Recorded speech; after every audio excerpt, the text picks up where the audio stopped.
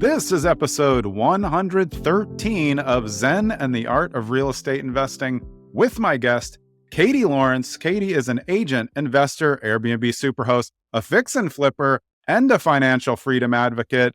She's basically been all over real estate since she left her W-2. Catie, welcome to the show. Thank you so much, Jonathan, for having me. It is such a pleasure to be here.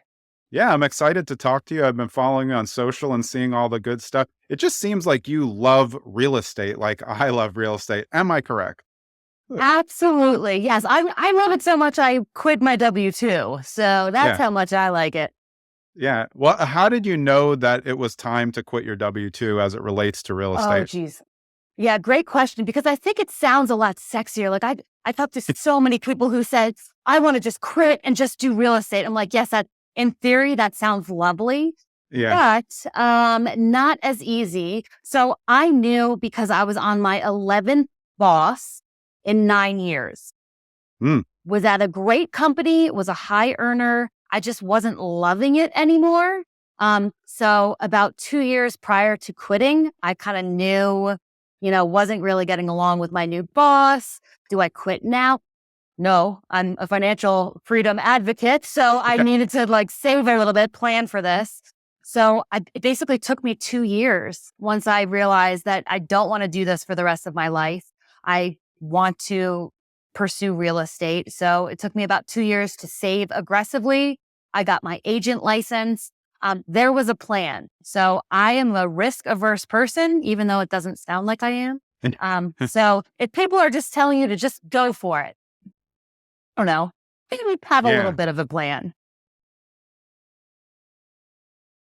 And then how did you find it being a landlord away for the first time? Not on site anymore with a roommate. Absolutely. It was actually easier than I thought. We had a network because we lived in the area. Everything can be done online. If there's a fix, we call the handy person that we've been working with. If an appliance goes out, you order it from Lowe's.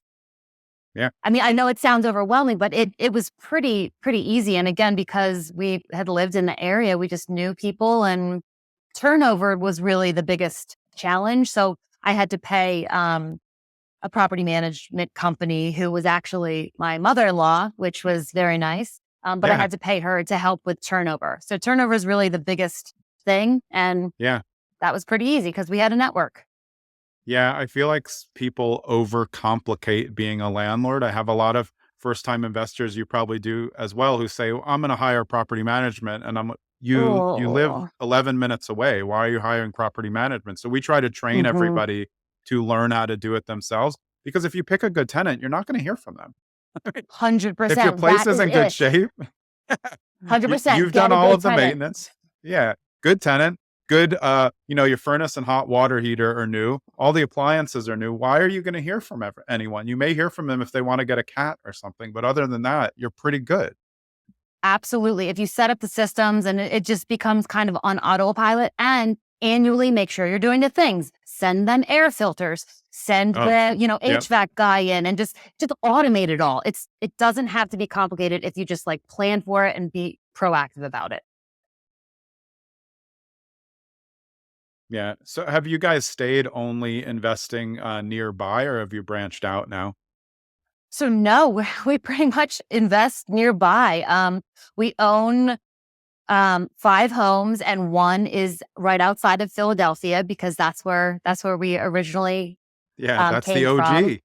That's the OG, yes. And then we did all our flips were in Denver or the Denver proper, and then our rentals, our long-term rentals, except for the one in Philadelphia, are all in Arvada, which is where we live.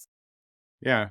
Where I am, I can go from county to county, but I feel like you get better and better if you stay within the same town, because the same municipal personnel are there every time.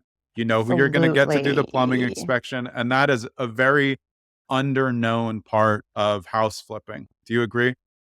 Oh, absolutely. My husband said that because we did do a flip in Denver. It was very close to us, but just right on the cusp of Denver.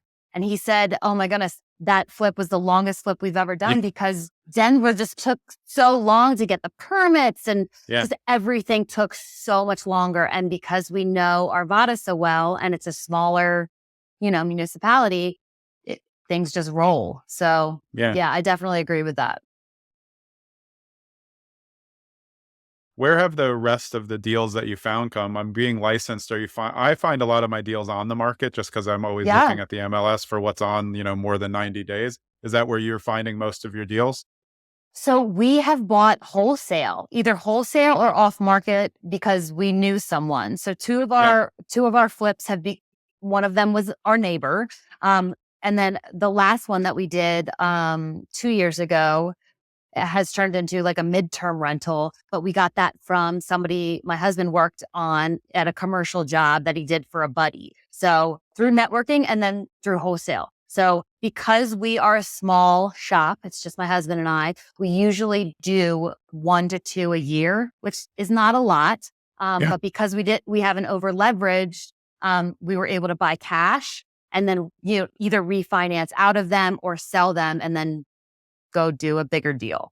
Yeah. So we've bought wholesale. I think it's important though to know. I mean, if you just look at the social media aspect of real estate investing, everybody's talking about all the thousands of doors they own.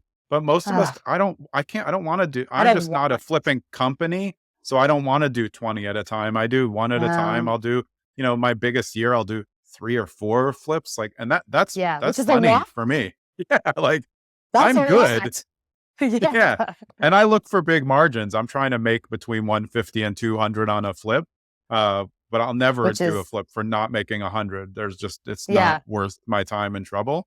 But I think it's an absolutely. important note to people out there who want to flip that you don't have to turn into someone who's doing, 10 with a bunch of crews. That's a lot of headaches along the way and a lot of things that can break.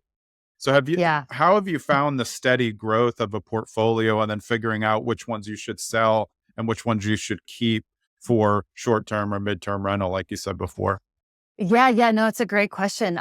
Again, we've grown very small. We started flipping. I was again working a W-2, so had that income coming in to help fund, and I was bankable. So if we needed to refinance, so very, very slowly. So we had right before COVID struck, we had a flip that went under contract, and then they got cold feet because the world basically shut down. So we were like, oh my goodness, what are we going to do? So we ended up holding on to it. It's a great property. We ended up burring it. Basically, we were going to flip it, but exit strategy. So we burned it and refinanced and got a stupid low rate. So we kept that. And then, so Yeah. we had all of this capital, and we're like, what do we do with it? So we bought a turnkey property just to kind of make some of our capital Safe. work for us, safe. Yeah. So we were able to buy that cash, and then just kind of that way, very slowly. The deal that just came up, the last flip that we did that turned into a midterm rental, kind of same thing. We bought it cash. We're going to refinance out of it. But we didn't really need to. It was kind of like, oh, are we going to buy more properties? Currently we're at a point where we need capital. I don't know if I want to borrow money right Yeah. now. And that's just me personally. I know a lot of investors who are doing it. I think if that works for you, that's amazing. You should totally do it. But to your point earlier of lifestyle, I want to have very little leverage or very little like debt. So Yeah. we're at a good place right now. So again, a lot of our capital is tied up in homes, which is fine. Our rentals are doing well. They're cash flowing. So it was just a very slow, you buy one, you hold on to it. Okay, next year you buy one. Last year we Yeah. didn't buy any. We traveled a lot.